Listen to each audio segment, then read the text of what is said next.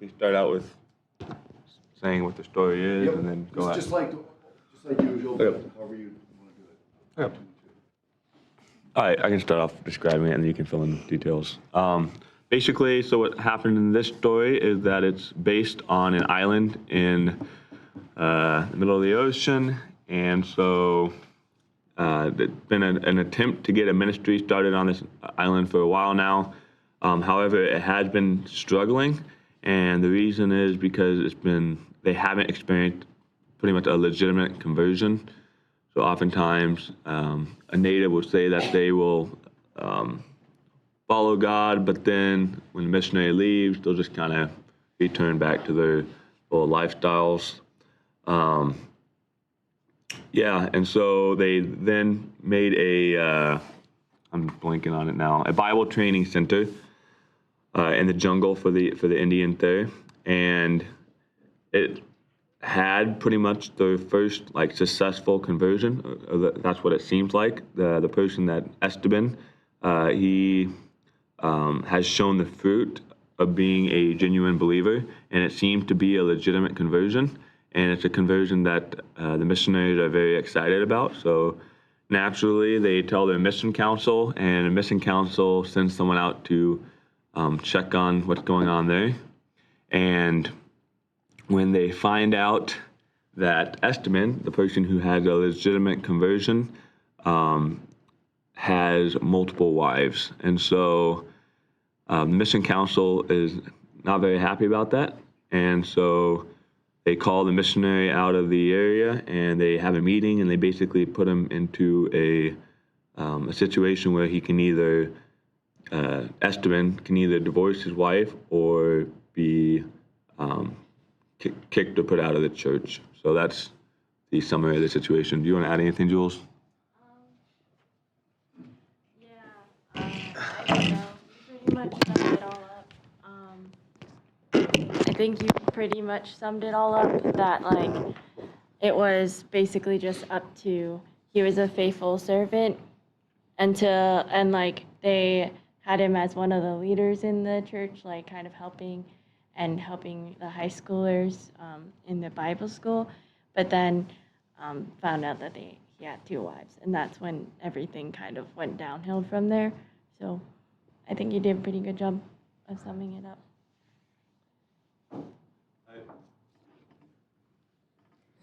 That's so far away. What do you want me to say in the middle? You two should probably be sitting closer together since you're going back and forth on it, right? Yeah. You want to. You can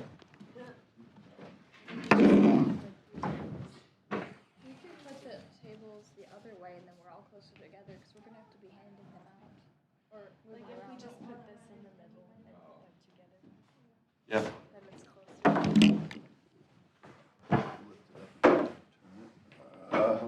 Now we're getting smart.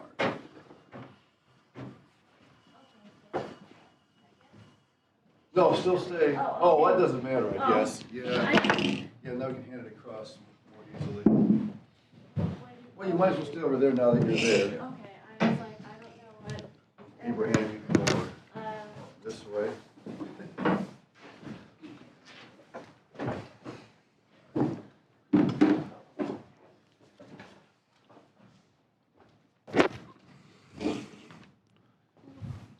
All right, so that's kind of the situation that we have. Some of the main characters, Arnold Green, he's the missionary. He's the one put in the situation of having to decide what to do. He's the one experiencing the pressure from the missionary council. We have Esteban. He's the one who had multiple wives, but he is displaying fruits of being a genuine believer. And then you have the missionary council, and they, in my opinion, have made the situation more difficult than it really has to be.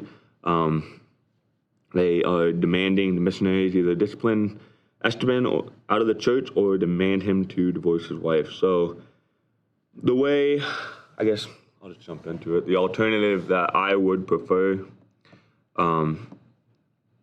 actually let's go into issues first. I think there are several issues that have to be addressed. The first issue would be, should Esteban be obedient to the missionary council? You have to think through that. The second issue I would say is, should the wife of Esteban be divorced, and is that a good action or not? And should Esteban be kicked out of the church? These are all issues to consider. And then also, I think another issue to consider is it okay for Esteban in the first place to be in a position of leadership in the church?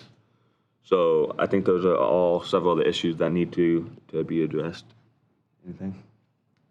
I was just gonna comment. I can't recall if you mentioned this part, but the reason why it's so hard for him to not divorce one of the wives is because in their culture, if you divorce one of the wives, then they are put to shame and they basically commit suicide because they have no purpose in living anymore, and the shame is so unbearable for them. And so that's why it's not like in America where you could just divorce them and they continue on. It's more of a shame honor culture.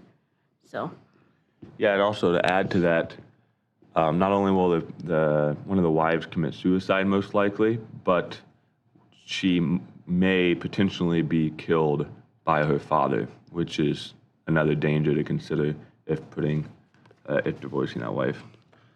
So the alternative that I would choose is not really a good alternative, but I think it would be wise to be disobedient to the missionary council in this situation. And what I mean by that is to basically pull away from that missionary council. I don't think that the council is doing a good job at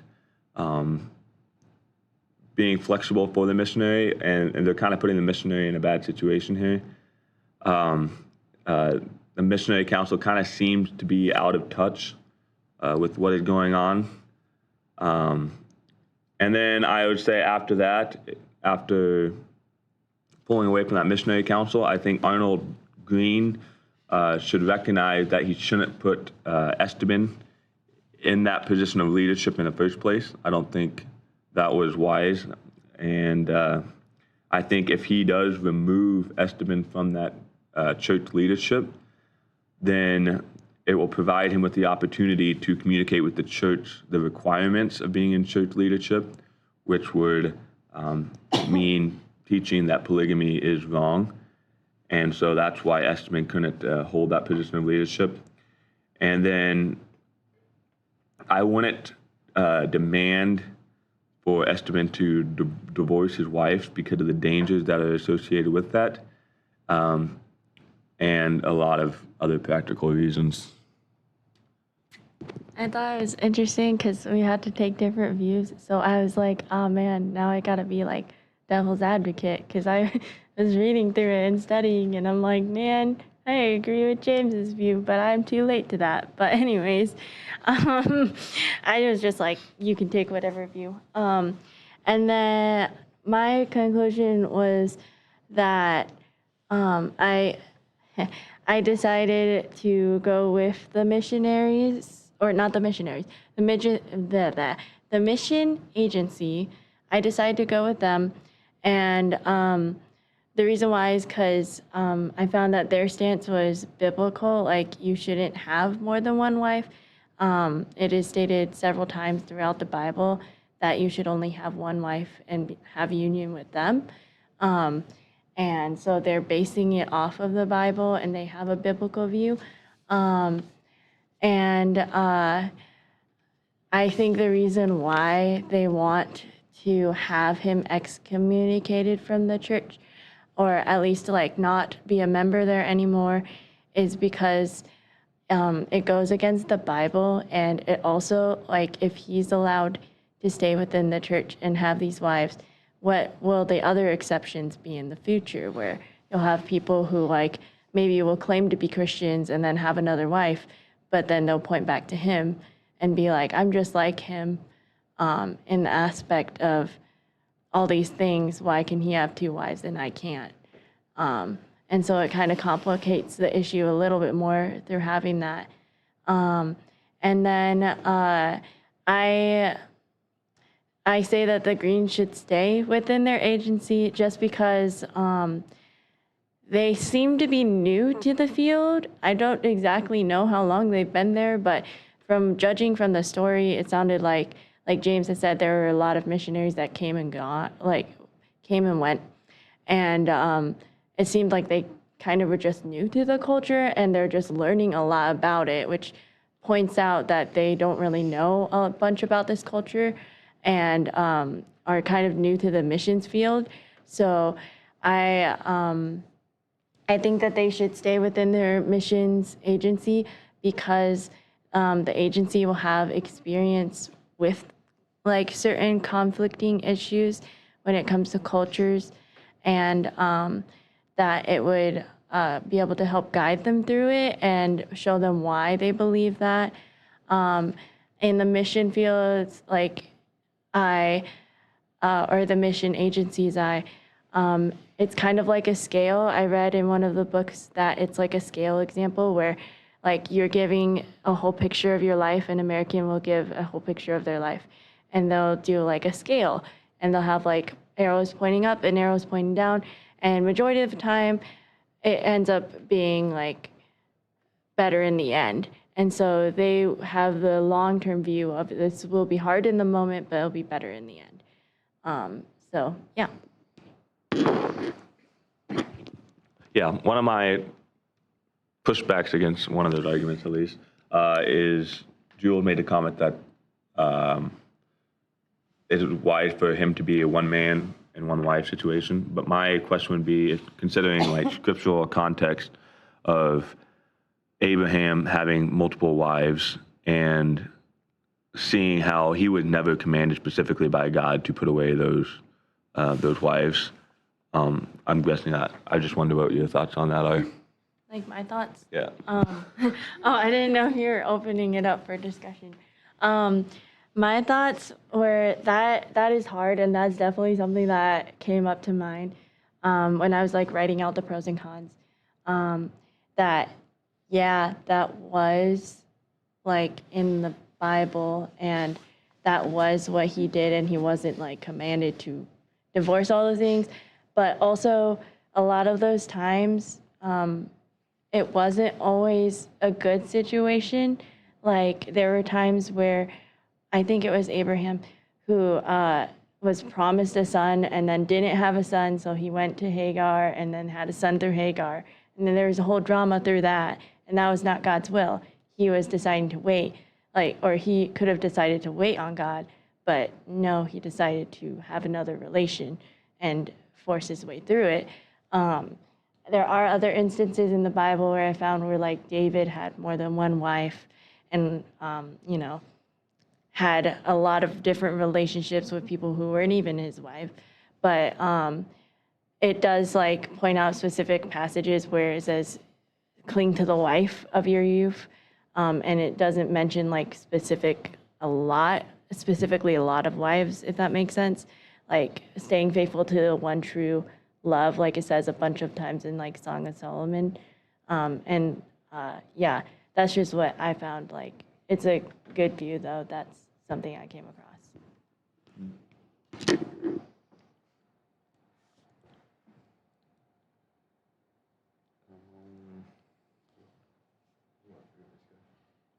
When you're ready.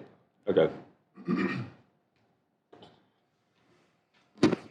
Yeah, I mean, I guess, what are your initial thoughts?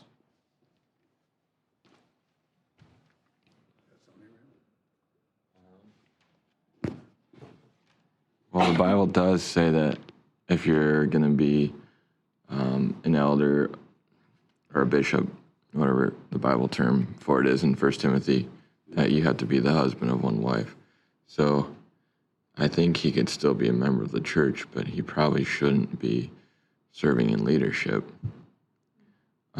What did it say he was? Was he the leader of? He was teaching. Sunday school class. Okay, and I don't know. He's not. That doesn't mean he's the pastor. So could you be a teacher and still be the husband of two wives? Maybe. I'm not sure. I have a little like pushback to that. I think yes, you could be a teacher and like have multiple wives because you're not like one of the bishops or one of the deacons in the church necessarily, but there is a risk in that. We are called to be lights and salt of the earth and a city set on top of a hill. And it's hard to do that when you're living in a lifestyle that was fleshly and before you became a Christian, and like it might even tempt other people to follow that way. Because if a leader who's not like specifically a bishop or a pastor in this sense, but still a influencer in the church is able to have multiple wives, why can't we also have multiple wives? And then it creates more of an issue that way.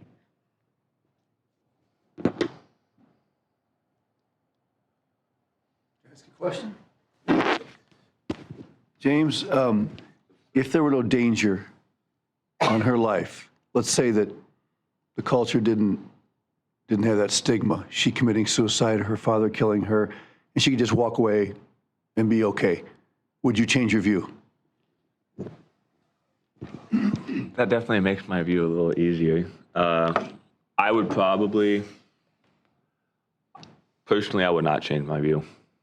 And the reason for that being because you just got to consider like which one would you divorce, and which one would you see as, I don't know, as a legitimate reason for divorcing him. Like you made a promise to both of these wives that you're going to care for them and to protect them. And so you're going against that promise by divorcing. And we see if you do accept the one exception clause in Matthew 19, you'd have to say one of his wives had to commit sexual immorality. However, some would argue that they're both committing sexual immorality because it's polygamy. But I would say that because of the original promises made by the Esteban, even if the wives weren't going out into a tough situation, I would say it is a sinful choice to divorce one of them. But Yeah, that's what I found interesting is like he seems to care for both of them equally. And that kind of like plays into the Old Testament. Like sometimes they didn't obviously favor one wife over another. Like Rachel and I think it was Sarah, but I'm not sure. What? Rachel and Leah. Thank you. Rachel and Leah, who like he obviously favored one wife over the other, but it doesn't seem to be the case in this one, and so that makes it harder. I I forgot to suggest that in one of the thoughts that I had was that he could divorce her, but like it would be very difficult in this situation because I'm like struggling to say it because of the culture, but he could divorce her but still keep her in the house, but like have not that like intimate relationship with her and just have her as a sister kind of like figure in the home. But then it also does open the issue of like which wife do you divorce? So it's not easy. I mean, at the end of the day, even if you keep both of the wives, it's going to be a bad situation because that's not the pattern, or that's not the design from the beginning, and that's not what God designed us to function as. And so it's going to be an ugly situation, and he's not going to be able to do it well. I want to say he is because he does have two wives, because that's not how he was designed. And so I think, yeah, it's not going to be a good situation, but I don't think it's going to also be fixed by just shoving one wife out the door. Do both of you consider them biblically married?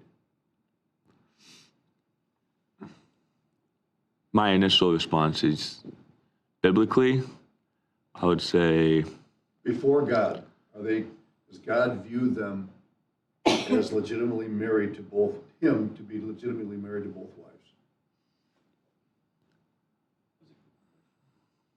I mean, Abraham was seen as having multiple wives, was he not?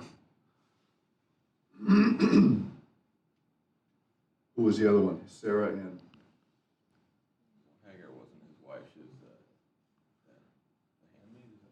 concubines. Solomon had multiple wives. David obviously had multiple wives, and God actually recognized them. So before God, were all of David's wives legitimate legal wives? Yes. I really, like, it's hard to think through that because he had so many, but like some of them, yes, like I looked into it and Abigail was the legitimate wife. I'm blanking on her name. Bathsheba? Bathsheba, thank you. Bathsheba also became a legitimate wife. Like it says that they got married and he is a man after God's own heart. So I would say that they're legitimately married. The hardest thing about this is that their culture is very, it believes a lot in like the Greek gods and everything. So it wouldn't be a covenant under our God, it would be a covenant under their gods. And it makes it even harder because if they're Greek gods like Zeus and like Hades, etc., then they can have multiple wives. And so therefore the people can also have multiple wives because their gods can have that. So their gods can do it, why can't they? And it makes it. Okay, I got another question then. All right. In a culture where there's no concept of the biblical God, okay, are marriages still legitimate before the real God, even if they've never heard of him, don't know anything about him?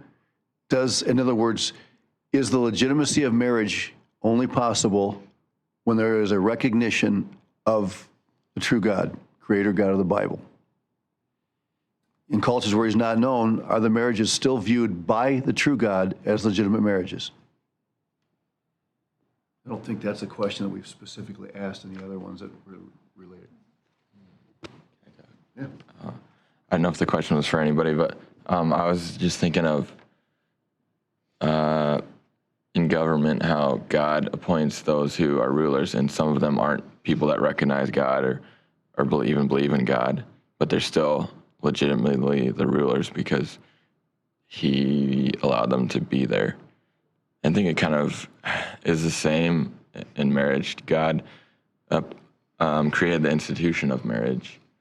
So it's just it's a human institution. So it's not necessarily a religious institution. It's just human. Like God made that for humans, a man and his wife. So I think it's a commitment before other humans. But when you're a believer, the commitment is also between you and your spouse and God. But when it's not, when you're not a believer, then God isn't going to be involved. I think it's just you and the spouse and the others and that are witnessing the.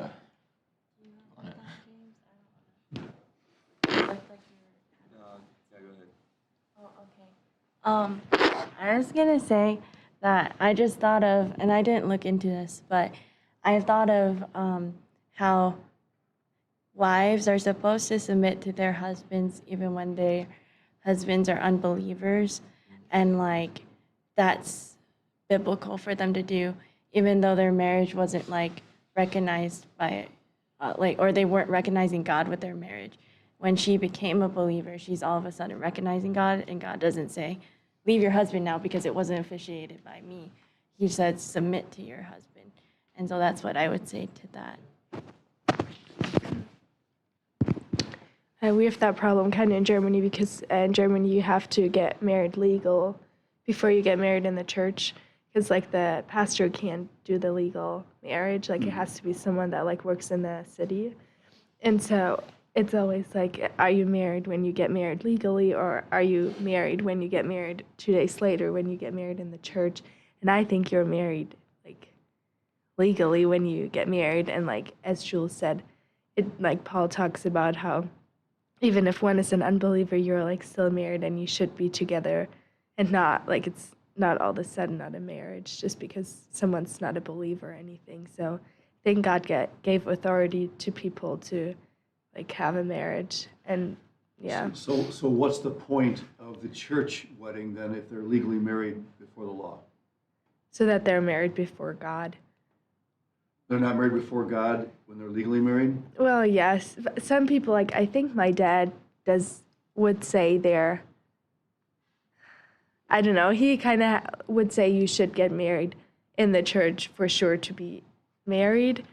But other people say that as soon as you're legally married, that's like, we're even divided on that. Like, people in Germany, they don't really know what to do with it because that's like the law. You have to do it that way, and you can't do it in the church and have the legal system with that in there. Well, the reason I'm asking is because that's exactly the way it is in Brazil as well. We're getting a little off course, but I think that this ties in.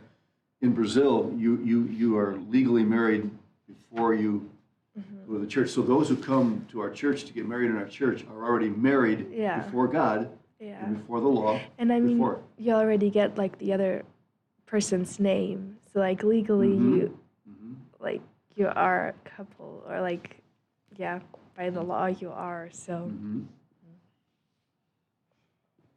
Were you going to say something, Ella?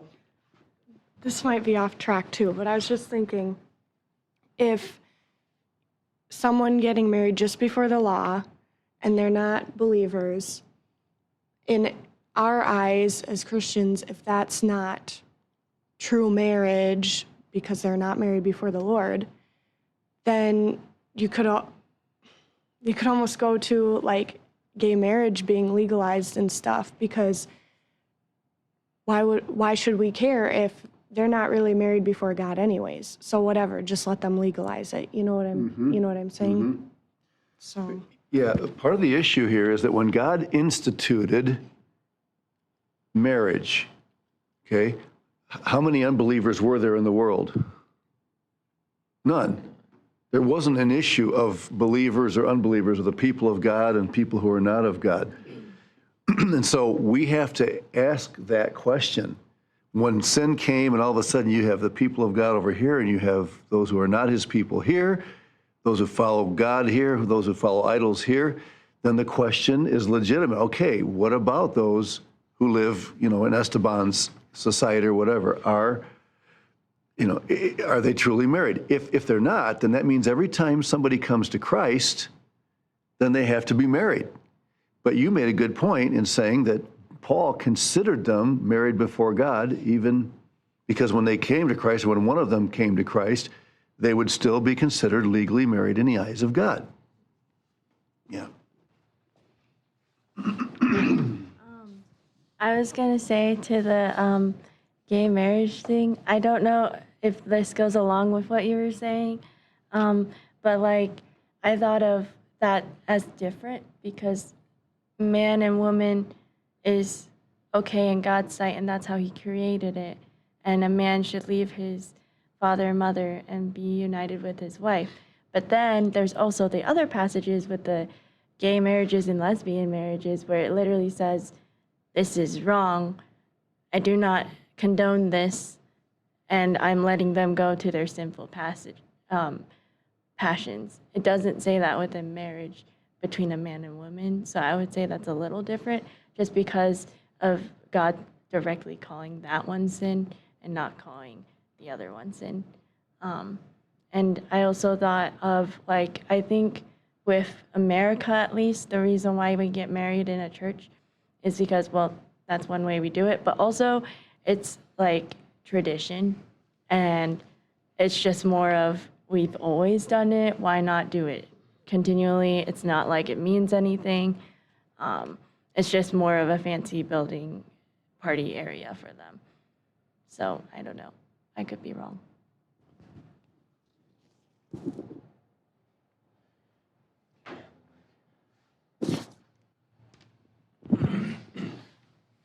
I think one thing we need to look at is the culture, because in Bible times, I'm not really sure how marriages happened, but people were considered husband and wife, but how that actually all went about, I don't really know. I know in Isaac's case, the servant went and got his wife and brought him to him, and then they were a man and wife, and it's like, okay, so like how did the wedding happen? Like, we don't know, but so Yeah, when we say it has to happen in church, it's like, well, what they do in the Old Testament, we don't know what they did in the Old Testament.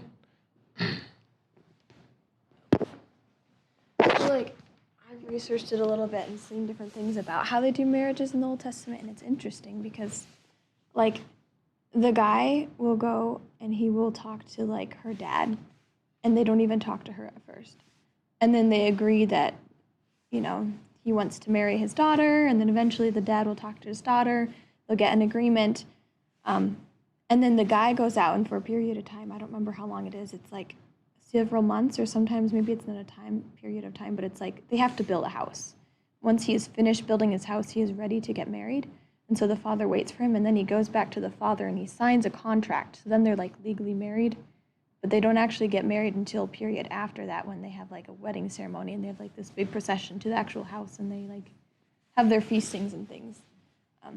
And I don't know if that was like Old Testament per se, but that's like the New Testament Jewish traditions, like when Mary and Joseph were like getting married.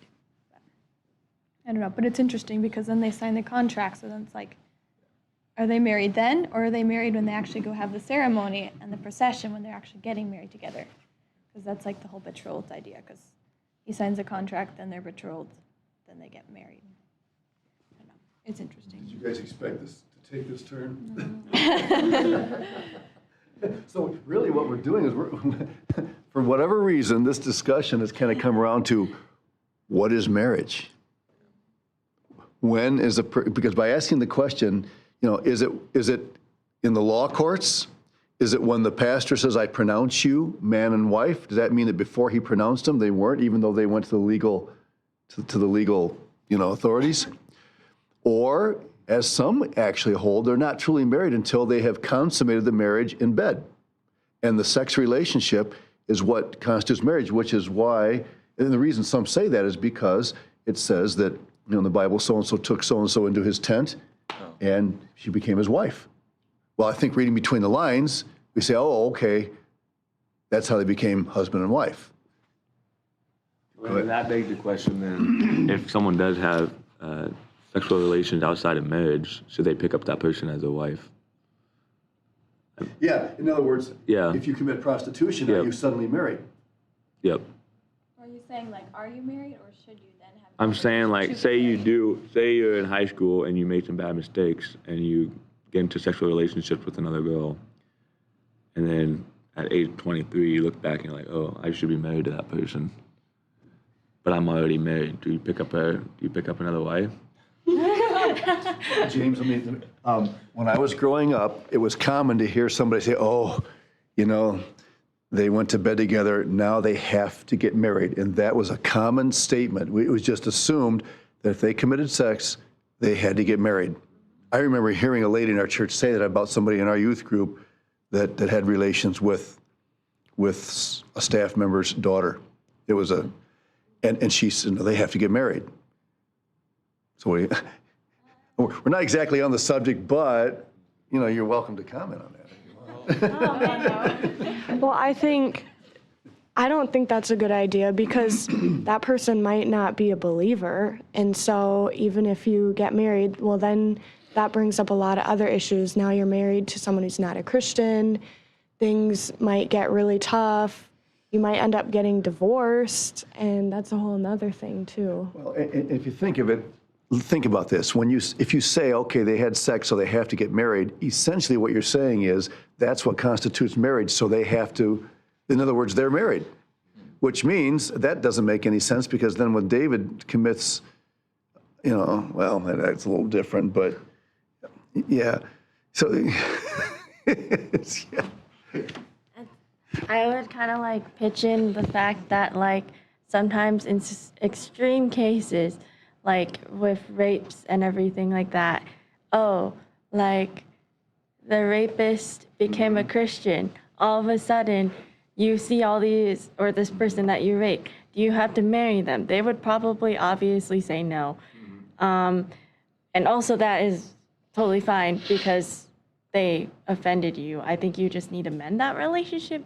But I wouldn't say you have to, like, marry them, because with Tamar and her brother, he, like, raped her and then does that mean since they had sex that they have to get married? I don't know. Yeah, I guess I want to try to pull it back to the story. pull back. But looking at the story, I think it's already messed up because of sin, because of the fall. And so I think now the question is, how do you fix it? And I don't think the solution to fixing it is just kicking someone out the door, especially because of the situation, and because of, I think they're married. So, yeah, with that in mind, I think pulling it back to the story, I think it would be wise to maintain those wives. However, then that begs the question, because of the pressure put on him by the missionary council, should they kick Esteban out of the church? So I guess, what are some of your thoughts on that? I think we talked about that before in one, but like the missions agency has like a different view. I think they have to kind of like talk to the missionaries, because I think they like really studied their culture and like lived with them, and they like know the problems that come with it and know the people. And I think the missions agency has to have some kind of trust in their missionaries, that they know the culture probably better than they know because they live there, and work together with them to find a good solution that the missionaries think is a good solution, without just telling them you have to do this, and then at the end it's like more chaos than it was before. Well, that's the view I held. I held you should pull away from the missionary council, because I feel like the missionaries have more experience on the field. They know actually what's going on here. However, I'm curious, what do you guys think? What did that look like, pulling away from the missionary council? Yeah, so like I would agree with pulling away from the missionary council, but then like what it looks like practically in the church, because it said he's like the superintendent of Sunday schools, and then he's teaching Sunday school, and then said he's elected to a board of something, and then he's a treasurer. So I had like 4 listed things. I do think like the Bible's pretty clear that like elders shouldn't be, they should only have one wife, and it's being a superintendent or teaching Sunday school is not, but then even as a leader, I'd be very cautious and maybe help him understand that I would view him biblically married to both of them, but it's not pleasing to God to be biblically married to both of them. And so then to have him step down from the Sunday school stuff and have other ways for him to serve, but keep him in the church. Like serving as treasurer is not like, some view it as a leadership role, but it's not like a leadership over people. And so I would allow him to do stuff like that. I don't know what the board was. I'd probably have him step down from teaching Sunday school. Ryan, did you have something different? I was going to say it's very complicated, and I would agree with James that this is a very twisted story. I mean, got to get down. I mean, moving forward, I would agree with you, Laurel. I mean, just kind of step down from Sunday school and serve in other ways. I mean, obviously, like, you can't, I mean, divorcing the wives will put their lives at danger. But I would seriously pray through this, how to handle all of that. I mean, Let me just, time's about up. God instituted marriage, and he said it's leaving and cleaving. Beyond that, he didn't say much. So I think the intention is when a society recognizes the leaving and cleaving, marriage has taken place. God didn't give a bunch of specifics about that. So I think that the legitimacy of their marriage can be substantiated.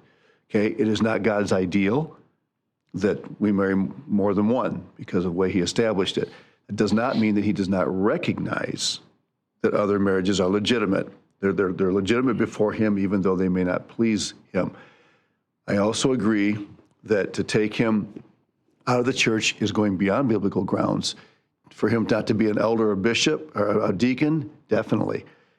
And because he's a Sunday school teacher and the average person doesn't really perceive the difference between somebody who's teaching the Word of God in Sunday school and somebody who's a deacon, I do not consider it wise for him to continue in that position. It's only going to create complications that you don't want in your church.